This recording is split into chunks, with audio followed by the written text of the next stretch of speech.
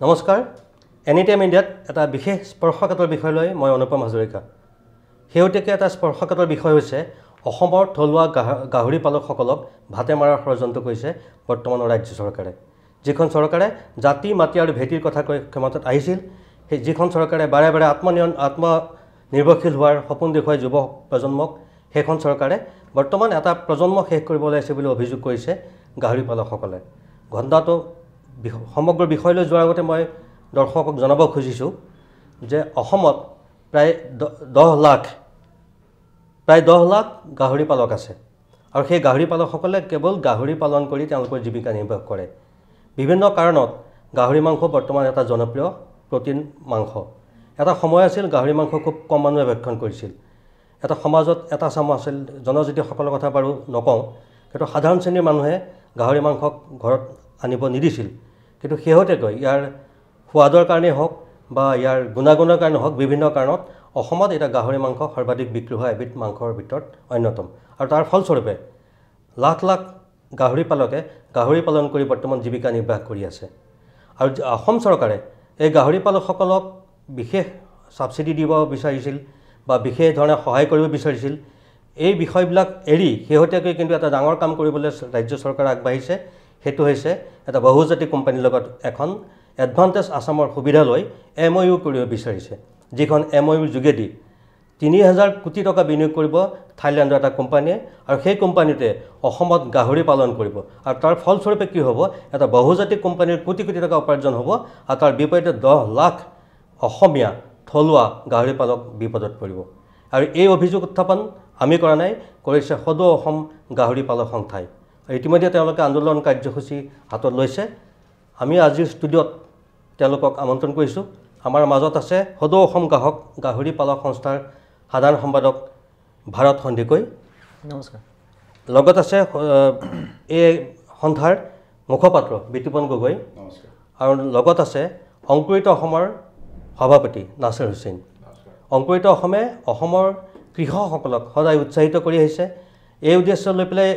বিগত বৰ্ষত অংকুৰিত অসমে এটা কৃষকসকলক উৎসাহিত কৰাৰ বাবে বঁটা প্ৰদান কৰিছিল অংকুৰিত অসম কৃষক বঁটা অংকুৰিত অসমে এইবাৰো সেই কৃষক বঁটাটো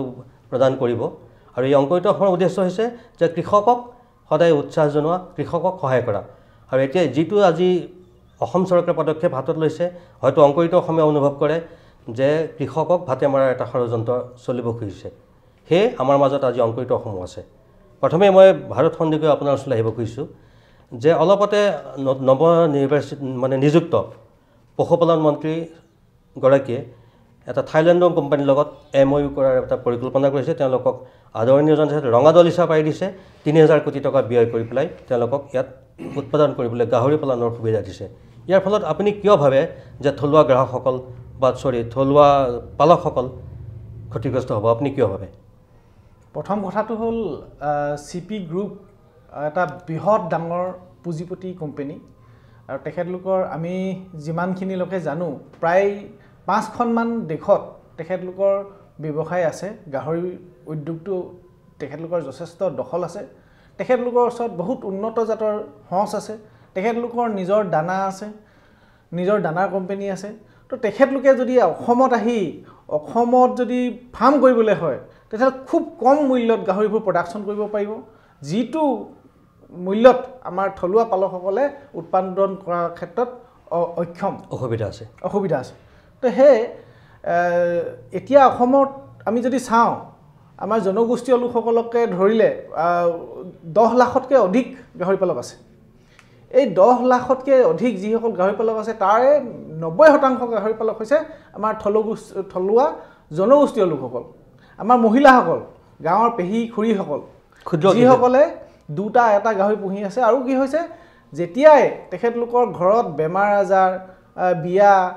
বা যিকোনো ধৰণৰ প্ৰয়োজন হয় তেতিয়া তেখেতলোকে সেই দুটা বা এটা গাহৰি বিক্ৰী কৰে আৰু সেই গাহৰিকেইটা বিক্ৰী কৰি কিনি তেখেতলোকৰ যিটো অপায়মংগল বা বেমাৰ আজাৰ বা কিবা ধৰণৰ আৰ্থিক সংকটটো দূৰ কৰে হয় আৰ্থিক সংকট যেতিয়া হয় তেতিয়া সেই আৰ্থিক সংকটখিনি তেখেতলোকে দূৰ কৰা আমি দেখিবলৈ পাওঁ তো সেই যদি চিপি নিচিনা এটা কোম্পানী অসমত সোমাবলৈ হয় সম্পূৰ্ণ উত্তৰ পূৰ্বাঞ্চলৰ যি 10,000 কোটি টকাৰ যিখন গাহৰিৰ বজাৰ এই গোটেই বজাৰখন চিপি কোম্পানীৰ হাতলৈ গুচি যাব আৰু ভৱিষ্যতৰ দিনত এই যিটো মূল্য নিৰ্ধাৰণ কৰাৰ কেপাচিটি মূল্যটো গাহৰিৰ মাংসৰ মূল্য চিপি কোম্পানীয়ে অনাগত দিনত নিৰ্ধাৰণ কৰিব আৰু যেতিয়াই মন যায় দাম বাঢ়িব যেতিয়াই মন যায় দাম কমিব অৱশেষত দেখিব আমাৰ গাহৰি পালকসকলে নিজৰ যিটো অৰ্থনৈতিক ভেটি যিটো ব্যৱস্থাৰ মাজেদি আমাৰ এটা অৰ্থ সামাজিক যিটো ব্যৱস্থা গ্ৰামীণ অৰ্থনৈতিক যিটো ব্যৱস্থা সেই ব্যৱস্থাটো সম্পূৰ্ণৰূপে ধ্বংস হৈ পৰিব তাৰমানে আপুনি ক'ব খুজিছে যে যদি চিপি কোম্পানীয়ে গাহৰি পালন কৰে তেনে গাহৰি পালন মানে প্ৰডাকশ্যন কষ্টটো তেওঁলোকে যেতিয়া কম হ'ব কম দামত এৰি দিব যেতিয়া প্ৰডাকশ্যন কষ্ট বাঢ়িব হয়তো 2 টকা বেছিকৈ বিক্ৰী কৰিব আৰু তাৰ ফলত যিসকলে অকল সৰু সুৰাকৈ পালন কৰি আছে লাখ লাখ কৃষক ক্ষতিগ্ৰস্ত হ'ব আপুনি সেইটোৱে ক'ব খুজিছে আপুনি কি ক'ব আপুনি বিতুপন গগৈ ডাঙৰীয়া হয় আমি পোনপ্ৰথমতে সদৌ অসম গাহৰি পালক সন্থাৰ তৰফৰ পৰা অংকুৰিত অসম আৰু এনি টাইমৰ পৰিয়ালবৰ্গলৈ আমাৰ এই যি জ্বলন্ত সমস্যা আমাৰ থলুৱা কৃষকৰ যি সমস্যা গাহৰি পালকৰ যি সমস্যা সেই সমস্যাসমূহ মুকলিকৈ দাঙি ধৰিবলৈ এখন প্লেটফৰ্ম দিয়াৰ বাবে আপোনালোকক প্ৰথমতে মই ধন্যবাদ জ্ঞাপন কৰিম আৰু আহিছোঁ এতিয়া আমি মূল বিষয়টোলৈ আমি প্ৰজন্মৰ পৰা প্ৰজন্ম ধৰি আমি গাহৰি পালনৰ সৈতে জড়িত তাৰ মাজতে মই আৰু এটা কথা ক'ম এই যি চিপি কোম্পানীৰ যি আমন্ত্ৰণ ক্ৰমে অসম চৰকাৰৰ আমন্ত্ৰণ ক্ৰমে অসমত গাহৰি পালনৰ ক্ষেত্ৰখনত মুৰ্গী পালনৰ ক্ষেত্ৰখনত সোমাবলৈ তেওঁলোকে চেষ্টা অব্যাহত ৰাখিছে তাৰ যি আহিবলগীয়া দিনত যি ঋণাত্মক প্ৰভাৱ পৰিব মই এটি মোৰ নিজৰ জীৱনৰ সৈতে ব্যক্তিগত উদাহৰণেৰে মই কথাখিনি ব্যাখ্যা কৰিম মই আজিৰ পৰা প্ৰায় 7-8 বছৰ আগতে ব্ৰইলাৰ পালক আছিলোঁ মোৰ প্ৰায় 6-7 হাজাৰ ব্ৰইলাৰ মুৰ্গীৰ এখন ফাৰ্ম আছিল ব্ৰইলাৰ পালনে নিজকে স্বাৱলম্বী কৰি তোলাৰ মানসেৰে ফাৰ্মখন কৰিছিলোঁ বহুত আগ্ৰহেৰে কিন্তু দেখিলোঁ আমি কালক্ৰমত যে আমাৰ প্ৰডাকশ্যন কষ্ট প্ৰতি কিলো ব্ৰইলাৰ এগেইনষ্টত প্ৰডাকশ্যন কষ্ট প্ৰায় 85 টকা হয় আৰু আমি মাৰ্কেট ৰেট পাওঁ 80 টকা মানে 5 টকা আমি লছত বিক্ৰী কৰিবলগীয়া হয় কিয়নো প্ৰত্যেকেই জানে অসমৰ যে অসমত যেতিয়াৰ পৰা ইণ্টিগ্ৰেশ্যন হ'ল ব্ৰইলাৰ ফাৰ্মিঙত মুৰ্গী ফাৰ্মিঙত যেতিয়াৰ পৰা ইণ্টিগ্ৰেশ্যন হ'ল বৃহৎ পুঁজিপতি গোষ্ঠী যেতিয়া আমাৰ এই বজাৰখনত সোমালে তেতিয়াৰ পৰাই তেওঁলোকে যিহেতু বৃহৎ পৰিমাণে তেওঁলোকৰ উৎপাদন হয় সেইকাৰণে সিহঁতৰ প্ৰডাকশ্যন কষ্টটো কম হয় প্ৰডাকশ্যন কষ্ট যেহেতু তেওঁলোকৰ কম হয় সেইকাৰণে সিহঁতে মাৰ্কেটত কম ৰেটত মুৰ্গীটো এৰিব পাৰে সেইকাৰণে আমি পৰ্যায়ক্ৰমে আমাৰ থলুৱা পালকৰ হাতত থকা ব্ৰইলাৰ মুৰ্গীৰ ফাৰ্মসমূহ বা ব্ৰইলাৰ পালনৰ যি ব্যৱস্থাসমূহ লাহে লাহে বৃহৎ পুঁজিপতি গোষ্ঠীৰ হাতলৈ গুচি গ'ল তাৰ পাছতে মই ব্ৰইলাৰ পালন এৰিলোঁ নোৱাৰিলোঁ তিষ্ঠি থাকিবলৈ বজাৰত তাৰ পৰা মই সোমালোঁ গাহৰি পালন ক্ষেত্ৰখনতো অসমৰ বিভিন্ন সমস্যা আজি আগুৰি আছে ইমান ডাঙৰ বজাৰ আছে উত্তৰ পূৰ্বাঞ্চলত নিবনুৱা সমস্যা আছে অসমত বৃহৎ নিবনুৱা সমস্যা আছে লগতে কিন্তু উত্তৰ পূৰ্বাঞ্চলৰ সম্ভাৱনাপূৰ্ণ এখন বৃহৎ বজাৰ আছে গাহৰি মাংসৰ আমি তাকে উদ্দেশ্য কৰি কেনেকৈ নতুন প্ৰজন্মক আগুৱাই লৈ যাব পাৰোঁ মোৰ লগতে আৰু 10জনক তেনেকৈ আমি উদ্দেশ্য কৰি আমি গাহৰি পালনৰ লগত জড়িত হ'লোঁ লগতে দেখিলোঁ যে ক্ষেত্ৰখনত এতিয়াও বিভিন্ন সমস্যাৰাজি আগুৰি আছে এই বিভিন্ন সমস্যাৰাজিক এক উমৈহতীয়াভাৱে মুখমূৰ কৰিবলৈ 2021 চনত জন্ম হ'ল সদৌ অসম গাহৰি পালক সন্থাৰ পৰ্যায়ক্ৰমে গাহৰি পালনৰ ক্ষেত্ৰখনত জড়িত থকা বা যিসমূহ সমস্যা আছিল সেই সমস্যাসমূহ চৰকাৰ প্ৰশাসনৰ দৃষ্টিগোচৰ কৰিবলৈ আমি উমৈহতীয়া প্ৰচেষ্টাত মুখ্যমন্ত্ৰী মহোদয় বিভিন্ন বিষয়ববীয়া চৰকাৰী বিষয়ববীয়াসকলক বাৰম্বাৰ লগ ধৰাৰ পাছত আমাৰ এখন আলোচনা চক্ৰ অনুষ্ঠিত হৈছিল সেই আলোচনা চক্ৰখনত যথেষ্টসমূহ গুৰুত্বপূৰ্ণ আৰু যোগাত্মক সিদ্ধান্ত গ্ৰহণ কৰা হৈছিল আপোনালোকে অসম চৰকাৰৰ মাননীয় মুখ্যমন্ত্ৰী মহোদয়ক লগ ধৰিছিল আমি মুখ্যমন্ত্ৰী সেইটো বিষয়লৈ আহিম তাৰ পূৰ্বে আপুনি কওকচোন যে এইটো তেখেতে যিটো ক'লে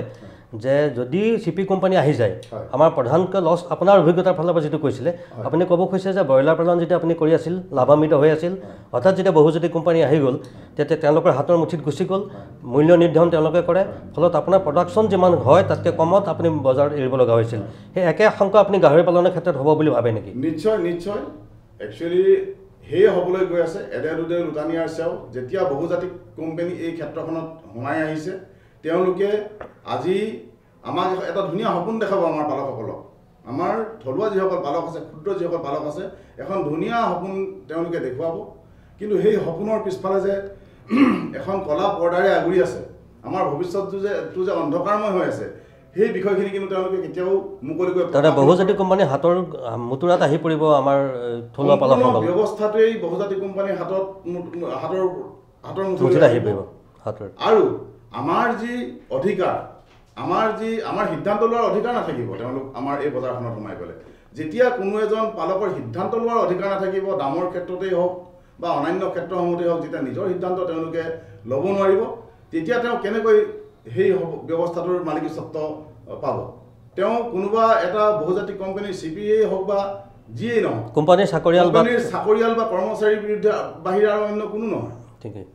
ঠিক তেনেকুৱা ধৰণৰ এক ব্যৱস্থাৰ মাজেদি যিহেতু তেওঁলোকে আগবাঢ়ি যাবলৈ বিচাৰিছে, সেইকাৰণে আমি বিৰোধ কৰাৰ মুখ্য কাৰণ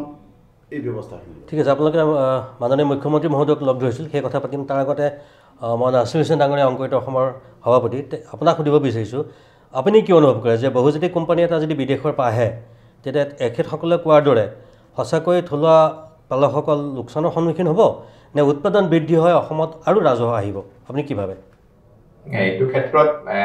আমাৰ অংকুৰিত অসমৰ এটা মটো আছে, আমি সেই হিচাপে এখন প্লেটফৰ্মো আমি বছৰি গঢ়ি উঠাওঁ। আমি খেতিয়কক মালিক হিচাপে দেখিবলৈ বিচাৰোঁ। আমি খেতিয়কক ইয়া পশুপালকসকলক আমি হিচাপে দেখিবলৈ নিবিচাৰোঁ, কৰ্মচাৰী হিচাপে দেখিবলৈ নিবিচাৰোঁ। সেই স্বাৰ্থটোতহে অংকুৰিত অসমৰ ফালৰ পৰা আমাৰ অবজেকশ্যন আছে, আমি সেইটোত বাধা দিওঁ। তাৰ লগতে মই নিজেই যিহেতু পল্ট্ৰি ইণ্ডাষ্ট্ৰীত জড়িত হয়, সেই অনুযায়ী মই কওঁ যে যিকোনো বস্তু আজি যদি গোটেইবিলাক মাংস ধৰা যায়, ছাগলী মাংসৰ পৰা লোকেল মুৰ্গীৰ পৰা যিকোনো মাংস ধৰা যায়, আটাইতকৈ এটা ৰেটত যদি 10 বছৰৰ পৰা যদি চোৱা যায়, এটা ৰেটতে বৰ বিশেষ দাম বঢ়া নাই। তাৰ কাৰণটো হৈছে যে এতিয়া আমাৰ সেই কষ্টিংটো মেচ নকৰে, বা যিখিনি কোম্পানীয়ে ইয়াতে প্ৰডাকশ্যন কৰে, তেওঁলোকে তাৰ আগত আৰু 4টা বিজনেছ কৰে। যেনেকৈ তেওঁলোকে মাকৈ পাৰ্চেছ কৰে, ৰ মেটেৰিয়েল পাৰ্চেছ কৰে, তাৰ পৰা এটা তেওঁলোকৰ ফালত পইচা এটা আহে। কণী তেওঁলোকৰ বিডাৰ ফাৰ্ম থাকে, তাতে কণীৰ পৰা পইচা আহে। ইনফেক্ট গাড়ীখনো তেওঁলোকৰ নিজৰ থাকে, টেষ্টপিঙৰ পৰা পইচা আহে। তো এনেকৈ কৰি আগৰ হেডকেইটাত আপোনাৰ প্ৰত্যেকতে 2 টকা 1 টকা কৰি ৰাখি এটা এমাউণ্ট থাকে, আৰু লাষ্টৰ যিখন ফাৰ্ম কৰে সেইখন তেওঁলোকৰ সেই পইচাটো কেছ কাউণ্টাৰ হিচাপে ব্যৱহাৰ কৰে। সেই লাষ্ট পৰ্যায়টোত তেওঁলোকে প্ৰফিটেবল নাযায়। আৰু আমি থলুৱাখিনিয়ে যেতিয়া সেই জেগাটোত যাওঁ আৰু এখন বজাৰেই থাকে, সেই বজাৰখনত আমি তেওঁলোকৰ লগত কম্পিটিশ্যন কৰা দিগদাৰী হয়। তাৰ ফলত আমাৰ থলুৱা পালকখিনি নাইকিয়া হ'বলৈ যায়। এখন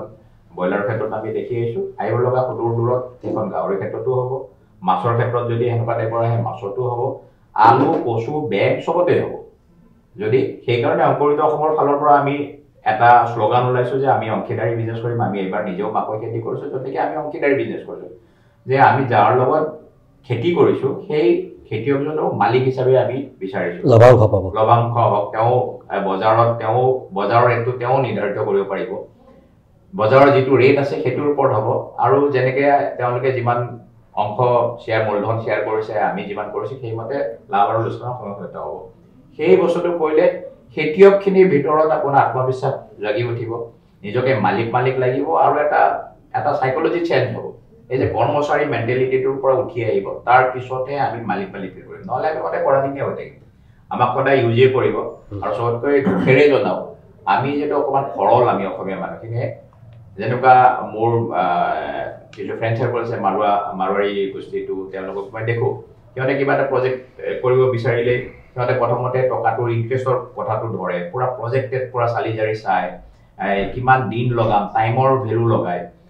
টকাৰ ভেলু লগায়, 3 বছৰ বেক ইভেণ্ট চাই, গোটেইখিনি প্ৰজেক্টেড চাই কেনে সিহঁতে আগবাঢ়ে। কিন্তু আমি অসমীয়া মানুহবিলাকে কোনোবাই আমাক কৈ দিলে বোলে তহঁতে পইচা দিব নালাগে, আমিয়ে দানা পোৱালি দিম, তহঁতে ইমান ল'বি, সহজ ৱেত আমি সেই ইণ্ডিকেশ্যন পদ্ধতিটো বাহিৰৰ পৰা দেখাত সহজ হয়, আৰু হাৰ মাৰি যায়, আৰু সদায় আমি কৰ্মচাৰী হৈ যায়। এই কৰ্মচাৰী অংকুৰিত অসমে সেইটোৱে বিৰোধিতা কৰে, সেইটোৱে আমি বিচাৰোঁ। কৃষক যিহেতু আমি অন্নদাতা হিচাপে আমি পূজা কৰোঁ, সেই হিচাপে কৃষকৰ কাৰণে অংকুৰিত অসমে আজিও মাতিব, অহাকালিও মাতিব, যোৱাকালিও মাতিছিলে। সেই মালিকী স্বত্বটো লাগে আমাৰ কৃষকক। সেইটোৰ ওপৰতে আমি এইটোতো যেতিয়া গাঁৱৰী সন্তাৰ লগত আলোচনা কৰি বা যি এতিয়া এতিয়া অসমত এটা ধুমুহাৰ সৃষ্টি হৈছে এইটোতো আমি দেখিলোঁ যে গাহৰিৰ যিখিনি পালক সন্থা আছে তেওঁলোকো লাহে লাহে লাহে লাহে লাহে কৰ্মচাৰী হ'বলৈ গৈ আছে মালিকৰ পৰা তেওঁলোক চাকৰিলৈ পৰিৱৰ্তন হ'ব মই আপোনাৰ ওচৰলৈ পুনৰ আহিছোঁ সন্দিকৈ ডাঙৰীয়া আপোনালোকে অলপতে মুখ্যমন্ত্ৰীক যে লগ ধৰিছিল এতিয়া মুখ্যমন্ত্ৰীয়ে কি প্ৰতিশ্ৰুতি দিছিল আৰু সেই প্ৰতিশ্ৰুতিৰ লগত আজি যিটো সিদ্ধান্ত ল'ব খুজিছে সেই সিদ্ধান্তৰ মাজত কি আকাশ পাতাল পাৰ্থক্য আমি মুখ্যমন্ত্ৰী মহোদয়ক লগ ধৰা সময়তে আমি এখন মেমৰেণ্ডাম দিছিলোঁ তেখেতক মেমৰেণ্ডামখনত আমাৰ দানাৰ ছাবচিডি বিষয়ে আমি লিখিছিলোঁ আমি দেখিছোঁ ফৰেনৰ পৰা উন্নত মানদণ্ডৰ ব্ৰিড আনি আমাৰ নিউক্লিয়াছ ফাৰ্মবোৰ এষ্টাব্লিছ কৰি ফাৰ্মাৰসকলক উন্নত জাত প্ৰভাইড কৰাৰ ক্ষেত্ৰত আমি মেমৰেণ্ডামখন দিছিলোঁ আৰু অন্যান্য এনেকুৱা ধৰণৰ যিখিনি আমাৰ চৰকাৰী যিখন আঁচনি চিফ মিনিষ্টাৰ ফ্লেগশ্বিপ নামৰ এখন আঁচনি চৰকাৰে দিছিলে 441 কোটি টকা ধাৰ্য আছিলে তাৰ ভিতৰতে এতিয়ালৈকে 8 কোটি টকা ৰিলিজ কৰি দিলে আৰু বাকী পইচাখিনি নিদিলে 3 বছৰ হৈ গ'ল তো সেইখিনি বিষয়টো আমি লিখিছিলোঁ যে আপোনালোকে এই পইচাবিলাকো অতি সোনকালে কৰিব লাগে তো এনেকুৱা ধৰণৰ আমি যি গোটেই যিখিনি খোৱা আছে যিখিনি সমস্যা গাহৰি পালকসকলৰ আছে সেই সমস্যাখিনি দূৰ কৰি এটা পৰিৱেশ যাতে গাহৰি পালকসকলৰ কাৰণে দিয়ে যিটো পৰিৱেশত গাহৰি পালক অসমৰ গাহৰি পালকসকলে যাতে নিজৰ এতিয়া বৰ্তমান যিখিনি উৎপাদন কৰি আছে তাতকৈ বহুত বেছি উৎপাদন কৰি উত্তৰ পূৰ্বাঞ্চলৰ বজাৰখন যাতে অতি সোনকালে দখল কৰিব পাৰে তাৰ কাৰণে আমি ব্যৱস্থাখিনি কৰি দিবৰ কাৰণে চিএমক লগ ধৰিছিলোঁ মুখ্যমন্ত্ৰী কি প্ৰতিশ্ৰুতি দিছে এতিয়া তেখেতে কৈছিলে যে আমি যিমান পাৰিম আপোনালোকক সহায় কৰিম আপোনালোকে চিফ ছেক্ৰেটাৰী মহোদয়ক লগ কৰক মই এখন লিখি দিছোঁ চিফ ছেক্ৰেটাৰী মহোদয়ক লৈ আমাৰ মেমৰেণ্ডামখন চিফ ছেক্ৰেটাৰী মহোদয়লৈ পঠালে আমি চিফ ছেক্ৰেটাৰী মহোদয়ৰ লগত দুখনকৈ বৈঠকত বহিলোঁ তেখেতলোকে আমাক ধুনীয়াকৈ কথাখিনি পাতিলে আশ্বাস দিলে আমি ইমানখিনিলৈকে কৰি দিম আপোনালোকক এইখিনি হৈ যাব আজি মিটিংখন হৈ যোৱা 2 মাহতকৈ বেছি হৈ গ'ল কিন্তু আজি তাৰিখলৈকে সেইখিনি ক্ষেত্ৰত কিন্তু চৰকাৰে যেনেকুৱা ধৰণে কাৰ্যসূচীবিলাক হাতত ল'ব লাগিছিলে যিখিনি কাম কৰি দিব লাগিছিলে তেখেতলোকে আজিলৈকে সেইখিনি কাম কৰি দিয়া আমাৰ চকুত পৰিলক্ষিত নহ'ল আমি তেখেতলোকক এই মেমৰেণ্ডামখনত এইটো দাবী আছিলে যে আমাৰ ইঞ্চুৰেঞ্চ চৰকাৰীভাৱে গাহৰি ইঞ্চুৰেঞ্চৰ ব্যৱস্থাটো আমি কৰি দিব কৈছিলোঁ সেই ইঞ্চুৰেঞ্চৰ ব্যৱস্থাটো আজি হ'ব কাইলৈ হ'ব আজি হ'ব কাইলৈ হ'বকৈ প্ৰায় আজি 2 মাহ 3 মাহ দিন পাৰ হৈ গ'ল জানুৱাৰী মাহৰ আগত ইঞ্চুৰেঞ্চৰ ব্যৱস্থা হৈ যাব কৈছিলে মিটিঙত কিন্তু আজি ফেব্ৰুৱাৰী মাহ সোমাব হ'ল এতিয়ালৈকে আমাৰ ইঞ্চুৰেঞ্চৰ ব্যৱস্থা কি হ'ল কি নহ'ল একো খা খবৰ নাই আপুনি ক'ব খুজিছে মুখ্যমন্ত্ৰী মহোদয়ৰ যিখিনি প্ৰতিশ্ৰুতি আছিলে সেই প্ৰতিশ্ৰুতিখিনি পূৰ্ণ নহ'ল নাই হোৱা আৰু আপোনালোকে মোৰ মনত পৰে যি সময়ত অসম চৰকাৰে ৰাজহুৱা স্থানত গো মাংস নিষিদ্ধ কৰিছিল ঠিক তেনে এক সময়তে কিছু বিতৰ্কিত হ'লেও মুখ্যমন্ত্ৰী মহোদয়ে কৈছিল যে গাহৰি পালকসকলৰ কাৰণে আহি আছে এটা ডাঙৰ খবৰ সেই ডাঙৰ খবৰটো কি তেখেতে এইটোৱে ক'ব খুজিছিল নেকি চিপিৰ লগত নে আপুনি কি অনুভৱ কৰে ডাঙৰ খবৰটো দেখোন নাহিলেই বৰঞ্চ এটা দানৱ জাপি দিলে ভূত জাপি দিলে আপুনি কি ক'ব খোজে এইবিলাক পলিটিকেল এজেণ্ডা তেখেতক কিবা এটা বেলেগ এটা প্ৰশ্ন সুধিলেতো সেই প্ৰশ্নটোৰ উত্তৰত তেখেতলোকে বেলেগ এটা ধৰণৰ কথা কৈ নিজৰ দায়িত্বটো সামৰিবলৈ বিচাৰিলে বা বেলেগ ফালে বস্তুটো ঢাল খুৱাব বিচাৰিলে তাৰ বাহিৰে মই বেলেগ কিবা হয় বুলি নাভাবোঁ গাহৰি পালকসকলৰ কাৰণে যদি ভালকৈ চিন্তা কৰিলেহেঁতেন তেতিয়াহ'লে আমি ভাবোঁ সৰ্বানন্দ সোণোৱাল ডাঙৰীয়াই চিন্তা কৰিলেহেঁতেন কিয়নো তেখেতে এজন ট্ৰাইবেল মন্ত্ৰী আছিলে তো সেইকাৰণে তেখেতে ভাবিলেহেঁতেন বুলি আমি ভাবোঁ কিন্তু এতিয়া যিহেতু এখেত আছে ইয়াত আমাৰ হিমন্ত বিশ্ব শৰ্মা ডাঙৰীয়া যিহেতু মন্ত্ৰী হৈ আছে তেখেতে গাহৰি পালকসকলৰ বিষয়ে নাজানে জনগোষ্ঠীয় লোকসকলৰ সমাজ ব্যৱস্থাখিনিৰ বিষয়ে ভালকৈ নাজানে গাহৰি পালকসকলে আমাৰ ট্ৰাইবেল মানুহখিনিয়ে গাহৰি পুহি কেনেকৈ ধৰণে আৰ্থিকভাৱে নিজকে স্বাৱলম্বী কৰি ৰাখিছে নিজকে সেই সমস্যাবোৰৰ পৰা কেনেকৈ মানে বচাই ৰাখিব পাৰিছে কেনেকৈ সমস্যাবোৰ দূৰ কৰিব পাৰিছে গাহৰি পালনৰ যোগেদি এই কথাখিনি তেখেতলোকে মানে গুৰুত্ব মানে বস্তুটো বুজি পাব নোৱাৰে সেই মনত এই বস্তুখিনি অনুমান কৰিব পাৰে কিন্তু অনুভৱ কৰিব নোৱাৰে তো সেই কথাখিনিক লৈ কিনে আমি ভাবোঁ হিমন্ত বিশ্ব শৰ্মা ডাঙৰীয়াই এই কথাখিনিত বহুত বেছি গুৰুত্ব দিব পৰা নাই মোৰ যিমান দূৰ মনত পৰে মই আপোনাৰ ওচৰলৈ আহিছোঁ গগৈ ডাঙৰীয়া মোৰ যিমান দূৰ মনত পৰে আপোনালোকে যিখন মেমৰেণ্ডাম দিছিলে MOM তাতে উল্লেখ আছিল যে ব্যক্তিগত খণ্ডৰ কোম্পানীৰ লগত টাই আপ কৰি কিবা এটা কৰাৰ কথা আপোনালোকে প্লেন কৰিছিলে তেতিয়া এতিয়া ব্যক্তিগত কোম্পানী আহিছে তেওঁলোকে বিৰোধ কিয় কথাখিনি এনেকুৱা আমি একচুৱেলি বহুত দিনৰ পৰা যেতিয়া তাঁতবাতি কৰি আছিলোঁ এক হিচাপত পশুপালন বিভাগৰ মন্ত্ৰীৰ লগতে বিষয়ববীয়াসকলৰ লগত আলোচনা বিলোচনা কৰি কিন্তু আমি যিমান সিদ্ধান্ত গ্ৰহণ কৰিলোঁ আমি অনুভৱ কৰিছিলোঁ অন্তৰৰ পৰা যে আমাৰ বিভাগে আমাক কৰি দিবলগীয়া তেনেকুৱা কোনো তেওঁলোকৰ সদিচ্ছা নাই বা তেওঁলোকৰ বিভিন্ন বাহানা মাজে সময়ে তেওঁলোকে পুঁজিৰ অভাৱৰ কথাও কয় তেতিয়া আমি ভাবিছিলোঁ বা আমি সিদ্ধান্ত গ্ৰহণ কৰিছিলোঁ আমাৰ সন্থাৰ বিষয়ববীয়াসকলৰ সৈতে আলোচনা কৰি যে যিহেতু আমি বৰ্তমান এখন ব্যৱসায়িক ফাৰ্ম কৰি আছোঁ, তো আমি সমবায় ভিত্তিক বা আমাৰ ব্যক্তিগত খণ্ডৰ উদ্যোগত মানে ব্যক্তিগত উদ্যোগত আমাৰ ব্যক্তিগত প্ৰচেষ্টাত আমাৰ পালকসকলৰ মাজৰ পৰাই কিছু যিসকলৰ অকণমান আৰ্থিক অৱস্থা টনকিয়াল তেওঁলোকক লগত লৈ আমি এই যে আমাৰ 19খন চৰকাৰী পাম আছে, আমাৰ যে ব্ৰিডৰ সমস্যা হৈ আছে, সেই 19খন চৰকাৰী পাম যিসমূহ পাম কিন্তু আজিৰ ডেটত ভেটেৰিনেৰী ডিপাৰ্টমেণ্টৰ হাতৰ মুঠিৰ পৰা জহি খহি গ'ল। তেওঁলোকৰ কোনো তাত যিটো আন্তঃগাঁথনি থাকিব লাগে এখন গাহৰি পামত চব জহি খহি গ'ল। নামত তেওঁ সেই পামসমূহ পৰিচালনা কৰাৰ নামত 4জন 5জনকৈ প্ৰতিখন পামত কৰ্মচাৰী বিনিয়োগ হৈ আছে। ডিপাৰ্টমেণ্টৰ এটা বৃহৎ টকা দৰমহাৰ নামত তেওঁলোকৰ নামত ব্যয় হৈ আছে। সেই পামসমূহক আমি ৰিন'ভেশ্যন কৰি উজ্জীৱিত কৰি আমি আমাৰ নিজৰ থলুৱা যিসকল ইনভেষ্টৰ আহিব, আমাৰ যিসকল থলুৱা ইনভেষ্টৰ, অসমৰ থলুৱা ইনভেষ্টৰ, সেই থলুৱা ইনভেষ্টৰসমূহক লগত লৈ পাব্লিক প্ৰাইভেট পাৰ্টনাৰশ্বিপ মোডত আমি চৰকাৰৰ সৈতে পামসমূহ পৰিচালনা কৰাৰ কথা কৈছিলোঁ। অৰ্থাৎ আপোনালোকে বিদেশী বিনিয়োগকাৰী বিচৰা নাছিল। কিন্তু কালক্ৰমত দেখা পালোঁ যে তেওঁলোকে আমাৰ গোটেই ব্যৱস্থাখিনিক নচ্ছাত কৰি তেওঁলোকে আমাক অন্ধকাৰত ৰাখি চিপি নিচিনা মই অজগৰ বুলি ক'ম, বৃহৎ অজগৰক তেওঁ আমাৰ এই ক্ষেত্ৰখন গিলি পেলাবলৈ গ্ৰাস কৰি পেলাবলৈ তেওঁলোকে আমন্ত্ৰণ কৰি আনিছে। এতিয়া এই কথা বতৰাবিলাক আমাৰ সপক্ষে যদি সিদ্ধান্ত গ্ৰহণ নকৰে, এই কথা বতৰাবিলাক আমি আমাৰ প্ৰত্যেকজন পালক, আমাৰ প্ৰত্যেকখন আঞ্চলিক সমিতি, প্ৰত্যেকখন জিলা সমিতি যোগেদি আমি আমাৰ ৰাইজৰ মাজলৈ, খিলঞ্জীয়া থলুৱা ৰাইজৰ মাজলৈ এই যে যি আমাৰ জনসাধাৰণৰ খিলঞ্জীয়া ৰাইজৰ বিৰোধী সিদ্ধান্ত গ্ৰহণ কৰিছে, এই কথা বতৰাবিলাক কিন্তু অনাগত দিনত আমি প্ৰাথমিক তৃণমূল পৰ্যায়লৈকে আমি লৈ যাম। মই নাছিৰ হুছেইন ডাঙৰীয়াক আকৌ সুধিব বিচাৰিছোঁ যে ইণ্টিগ্ৰেশ্যন যিটো ছিষ্টেম, ইণ্টিগ্ৰেশ্যন ছিষ্টেমত যদি পালকসকলে পালন কৰে,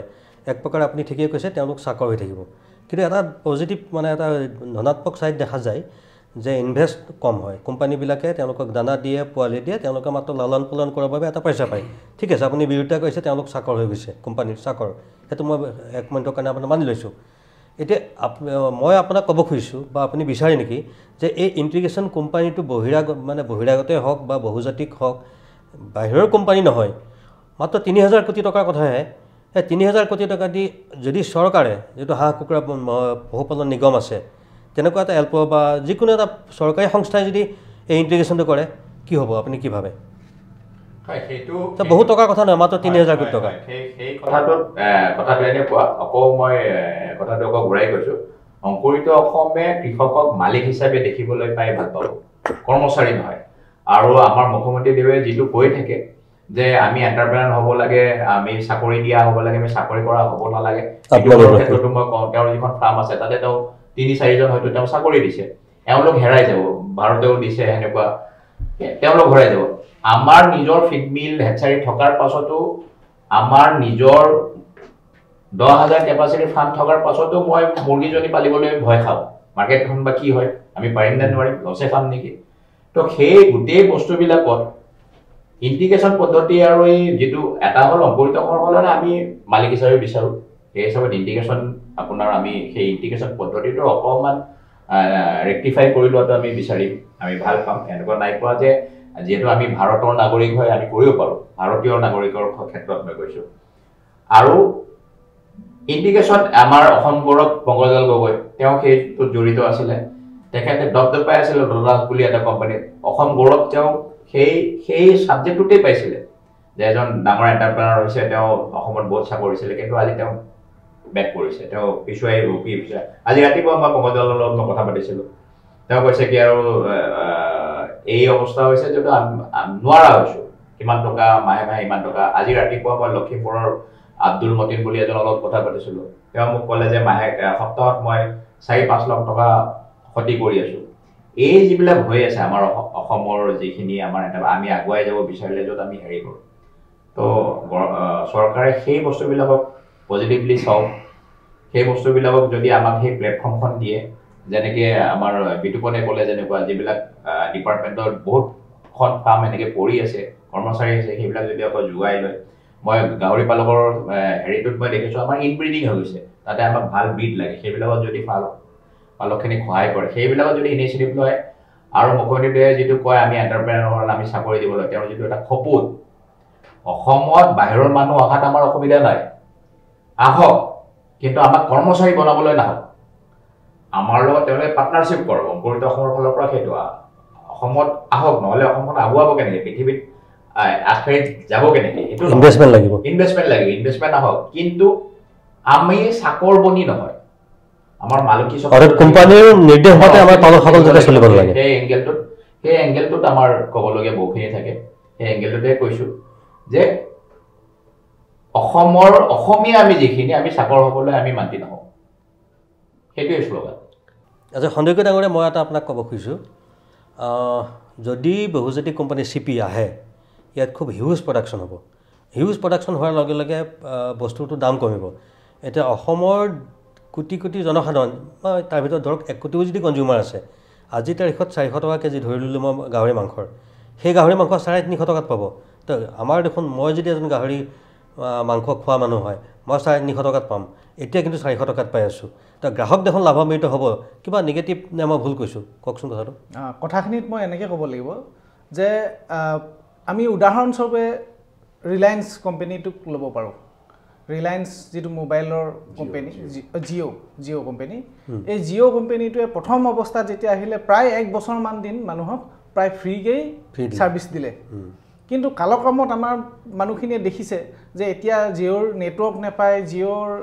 যিটো মূল্য বৃদ্ধি হৈছে পেকবিলাকৰ, তো সেইটোকে আমি উদাহৰণস্বৰূপে যদি লওঁ, আজি CP কোম্পানী আহিব, পালকসকলক বা বহুত সুবিধা দিব, আমাৰ কনজিউমাৰ যিসকল আছে তেখেতলোকে কম দামত মাংসটো পাই যাব। কিন্তু যেতিয়া সম্পূৰ্ণৰূপে বজাৰখন তেখেতলোকৰ হাতলৈ আহি যাব, তাৰ পাছতে আপোনালোকে একেটাই বস্তু দেখিব যে তেখেতলোকে নিজৰ মন মৰ্জি মতে যেনেকৈ দাম পায়, আজিৰ তাৰিখত যদি 400 টকাত পাইছে, হয়তো তেতিয়া 1000 টকা দি কিনিও মানুহে গাহৰি মাংস খাবলগীয়া হ'ব পাৰে। তাৰ লগতে হেণ্ডিকৰ লগত মই আৰু এটা কথা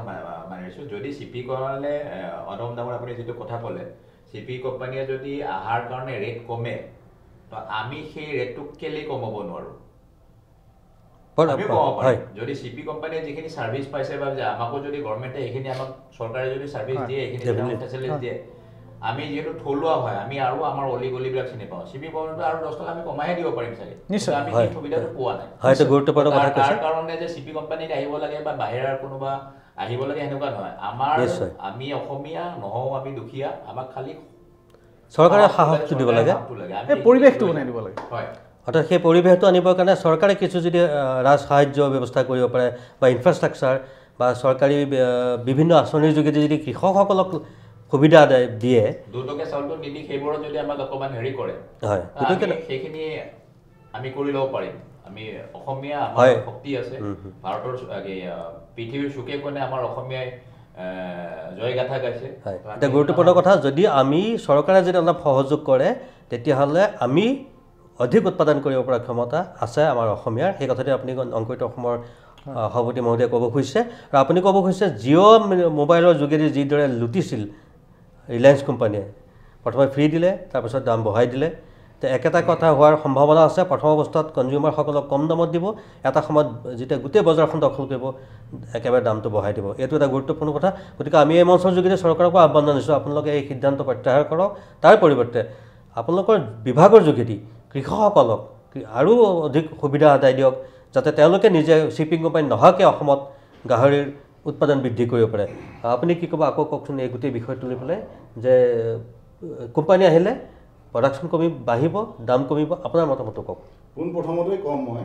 যে আমি এডভান্টেজ অসমৰ বিৰোধিতা কৰা নাই, সদৌ অসম গাহৰি পালক সন্থাই। এডভান্টেজ আহক, কিন্তু অট'মোবাইল ছেক্টৰত আহক, ইণ্ডাষ্ট্ৰী ছেক্টৰত আহক, মেনুফেকচাৰিং ছেক্টৰত আহক, এই লাখ লাখ পালকে জীৱন জীৱিকা নিৰ্বাহ কৰি থকা অতীজৰে পৰা এই ক্ষেত্ৰখনহে বিচাৰি পালেগৈ নেকি থলুৱাৰ পৰা কাঢ়ি খাবলৈ অসমে। আৰু এটা মই প্ৰসংগক্ৰমে ক'ম আপোনাক, কাইলৈ সমগ্ৰ ভাৰতবৰ্ষই গণৰাজ্য দিৱস পালন কৰিব 26 জানুৱাৰী। 26 জানুৱাৰী কিয় পালন কৰিবলৈ পালোঁ আমি? যে ভাৰতবৰ্ষ স্বাধীন হ'ল বাবে। ভাৰতবৰ্ষ কিয় পৰাধীন হৈছিল? কাৰ পৰা পৰাধীন হৈছিল? ব্ৰিটিছৰ পৰা পৰাধীন হৈছিল। ব্ৰিটিছ কিয় আহিছিল প্ৰথমতে ভাৰতলৈ? মছলাৰ বেপাৰ কৰিবলৈ। মছলাৰ বেপাৰ কৰাৰ চলেৰে আহি পিছত সমগ্ৰ ভাৰতবৰ্ষখন তেওঁলোকে অধিকাৰ কৰিলে। আমাৰ সম্পদ, আমাৰ সংস্কৃতি, আমাৰ ঐতিহ্য তেওঁলোকে লুণ্ঠন কৰি ইংলেণ্ডলৈ লৈ গ'ল। কালক্ৰমত ভাৰতবৰ্ষ স্বাধীন হ'ল। স্বাধীন ভাৰতৰ অসম চৰকাৰে বৰ্তমান ঠিক সেই তাহানিৰ অতীজৰ ব্ৰিটিছৰ দৰে আকৌ অসমখন লুটিবলৈ থাইলেণ্ডৰ পৰা চিপি কোম্পানীক টানি আনিছে নেকি, মাতি আনিছে নেকি? বুজি পাম কথাবিলাক। আমাৰ পাব্লিকক, আমাৰ পালকক, আমাৰ থলুৱা জনগোষ্ঠীসকলক শোষণ কৰিবলৈ, বঞ্চনা কৰিবলৈ, নিজৰ অধিকাৰ, প্ৰাপ্য অধিকাৰৰ পৰা বঞ্চিত কৰিবলৈ। সেয়ে চৰকাৰে আকৌ এবাৰ ভাবি চাওক, এডভান্টেজ অসমৰ গইনালৈ যাতে আমাৰ থলুৱাৰ শোষণৰ ব্যৱস্থা তেওঁলোকে গঢ়ি নোতোলে, তাক মই কামনা কৰিছোঁ। সন্দিকৈ ডাঙৰে, যদি চৰকাৰে এই সিদ্ধান্ত অব্যাহত ৰাখে, যদি কোম্পানী আহে, আগন্তুক দিনত আপোনালোকে কেনেধৰণৰ, যিহেতু আপোনালোকৰ 10 লাখ মোটামুটি ফাৰ্মাৰ আছে, আপোনালোকে কেনেকুৱা ধৰণৰ কাৰ্যসূচী হাতত ল'ব? বিভিন্ন ধৰণৰ কাৰ্যসূচী আমি হাতত ল'ম। প্ৰথম কথাটোৱে হ'ল কি, যিখিনি আমাৰ গাহৰি পালক আছে এতিয়া, এই গাহৰি পালকখিনি একো নোহোৱা হৈ যাব। যদি একো নোহোৱা হৈ যায়, এনেও মৰিম তেনেও মৰিম, এনেও মৰিম তেনেও মৰিম, কিবা এটা কৰি মৰিম। কথাটো হৈছে কি, আমি দৰকাৰ যদি হয় আমি অৱস্থান ধৰ্মঘট কৰিম, আমি অন্বেষণ কাৰ্যসূচী কৰিম, আমি বিভিন্ন ধৰণৰ গণতান্ত্ৰিক আন্দোলন কৰিম, আৰু দৰকাৰ হ'লে জংগী আন্দোলন কৰিবলৈ আমি বাধ্য হ'ম। আন্দোলনৰ শেষ পৰ্যায়লৈকে আমি যাবলৈ সাজু আছোঁ, কিয়নো এয়া আমাৰ জীৱন জীৱিকাৰ কথা আছে, নিজৰ পৰিয়াল পোহপালৰ কথা আছে। সেয়া আমি আন্দোলনৰ শেষ পৰ্যায়লৈকে যাবলৈ সদৌ অসম গাহৰি পালক সন্থা সাজু আছে। অৰ্থাৎ আপোনালোকে এই চৰকাৰৰ সিদ্ধান্তটো কোনো কাৰণতে মানি ল'বলৈ মানি নল'ব। ধন্যবাদ। আজি আমি এইখিনি কথা পাতিলোঁ। আমি এই মঞ্চৰ যোগেদি চৰকাৰক পুনৰ অনুৰোধ জনাওঁ, পশুপালন বিভাগক পুনৰ অনুৰোধ জনাওঁ, এডভান্টেজ আছামৰ গইনালৈ আপোনালোকে যিখন MOU কৰিবলৈ গৈ আছে থাইলেণ্ডৰ কোম্পানীৰ লগত, সেইটো প্ৰত্যাহাৰ কৰক। অন্ততঃ 10 লাখ থলুৱা গাহৰি পালকৰ কথা চিন্তা কৰি। আৰু এওঁলোকে ইতিমধ্যে স্পষ্ট কৰি দিছে যে হয়, ইণ্টিগ্ৰেশ্যন কোম্পানী যি বাহিৰৰ পৰা আহে, ফাৰ্মাৰ বাঢ়িব, প্ৰডাকশ্যন বাঢ়িব, কিন্তু তেওঁলোকে সম্পূৰ্ণৰূপে শোষণ কৰিব। ফাৰ্মাৰক এটা সময়লৈকে এটা দাম দিব। প্ৰথম অৱস্থাত ফ্ৰী কৰিলে যেনেকৈ মাংসটোৰ দাম কমাব, ফাৰ্মাৰকো দাম দিব, কিন্তু এটা সময়ত যেতিয়া তেওঁলোকে গোটেই বজাৰখন দখল কৰি ল'ব, তেওঁলোকে পূৰ্বৰ লোকচানসমূহ পুনৰ পূৰ্বৰ যিখিনি লোকচান হৈছিলে সেইখিনি তেওঁলোকে সুদে মূলে উলিয়াই ল'ব। গতিকে বহুজাতিক কোম্পানীক আদৰৰ নামত আপোনালোকে জাতি মাটি আৰু ভেটিৰ কথা কোৱা চৰকাৰখনে এই সিদ্ধান্তটো যেন প্ৰত্যাহাৰ কৰে, ইয়াকে আশা কৰিছোঁ। আৰু আজি এই আলোচনাত আটাইকেইজনকে ধন্যবাদ জনাইছোঁ অংশগ্ৰহণ কৰাৰ বাবে, আৰু চৰকাৰক আপোনালোকৰ সিদ্ধান্ত সলনি কৰিবলৈ পুনৰ বিবেচনা কৰিবলৈ অনুৰোধ জনালোঁ। ধন্যবাদ। নমস্কাৰ।